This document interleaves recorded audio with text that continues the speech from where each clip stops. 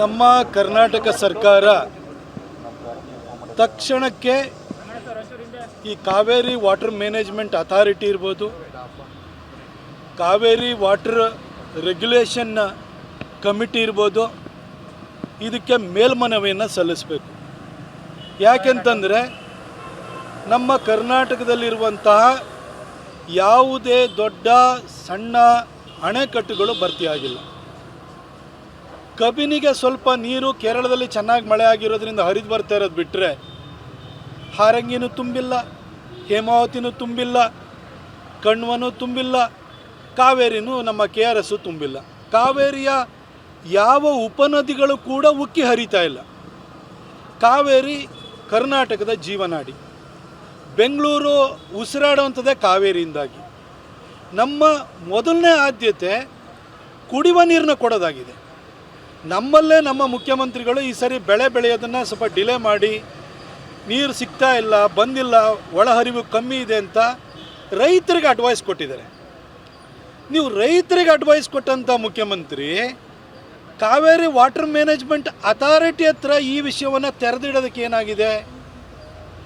ಅಲ್ಲಿ ತಮಿಳ್ನಾಡಲ್ಲಿ ಹಿಂದೆ ಸ್ಟಾಲಿನ್ ಇದ್ದರು, ಆವಾಗಲೂ ಕೂಡ ನೀವೊಂಥರ ಕಾಂಗ್ರೆಸ್ಸಲ್ಲಿ ಒಂಥರ ಜೋಕರ್ ಕಾರ್ಡ್ ಇದ್ದಂಗೆ ಎಲ್ಲ ಕಡೆ ಫಿಟ್ ಆಗುತ್ತೆ.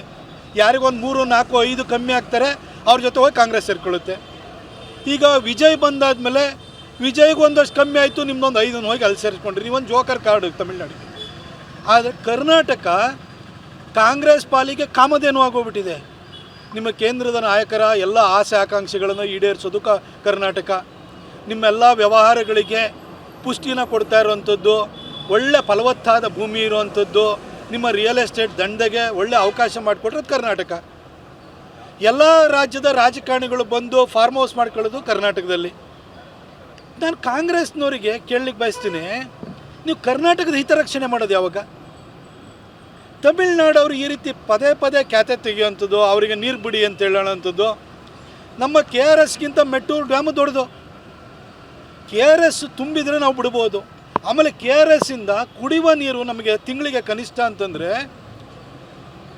3.5 TMC ಕುಡಿಯುವ ನೀರು ಬೇಕು ನಮಗೆ. ಚೆನ್ನಾಗಿ ಉಸಿರಾಡಿದ್ರೆ ತಾನೇ, ಬದುಕಿದ್ರೆ ತಾನೇ ಮುಂದಿಂದು.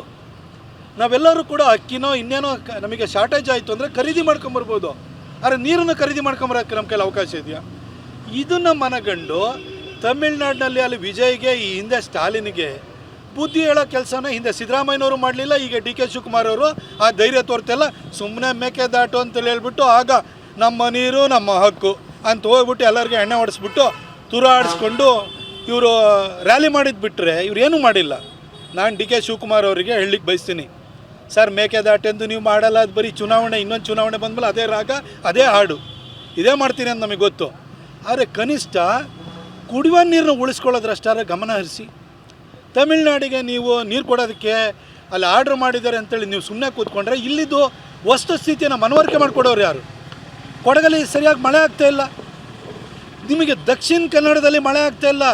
ನಿರೀಕ್ಷಿತ ಮಳೆಗಿಂತ ಮಳೆ 25 ಭಾಗ ಅಷ್ಟೇ ಮಳೆ ಆಗಿರೋದಲ್ಲಿ, ಅಲ್ಲೇ ನೀರಿಗೆ ಹಾಹಾಕಾರ ಆಗುತ್ತೇನೋ ಅನ್ನೋ ಒಂದು ಪರಿಸ್ಥಿತಿ ಬಂದಿದೆ.